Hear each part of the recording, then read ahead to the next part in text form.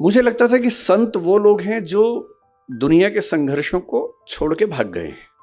मैं बुद्ध को पढ़ता था, महावीर, वर्धमान महावीर को पढ़ता था। मुझे लगता था कि क्यों ऐसा करते हो भाई? सब लोग स्ट्रगल कर रहे हैं, रोजी रोटी का संकट सबके सामने है, सबके बच्चे हैं, उनकी शादी होगी नहीं होगी, करियर होगा नहीं होगा, इतना इतना स्ट्रगल है। उस स्ट्रगल से हम तटस्थ हो जाएं, ये मुक्ति कैसे हो सकती है?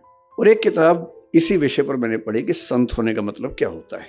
तो उसमें बड़ी सुंदर एक व्याख्या थी कि संत वो नहीं है जो दुनिया की मुख्य धारा से भाग गया है। संत वो है जो जानता है कि अगर वो मुख्य धारा में उतर गया तो शायद सबको हरा देगा, पर वो उतरने से पहले ही जानता है कि सबसे जीत के भी कुछ हासिल नहीं होगा। और इसी बात को कुछ और लोगों ने दूसरी भाषा में कहा, the most interesting thing about the rat race is that even if you win you are still a rat. चूहों की दौड़ की सबसे रोचक बात यह है कि अगर आप जीत भी जाएं तो भी चूहे ही रहते हैं। और जिससे समझ लिया कि चूहा होना ही नहीं है, तो चूहों की दौड़ में दौड़कर किसको जीत के दिखाना है? अगर मैं जीत के दिखा दूं, किसको दिखाना है?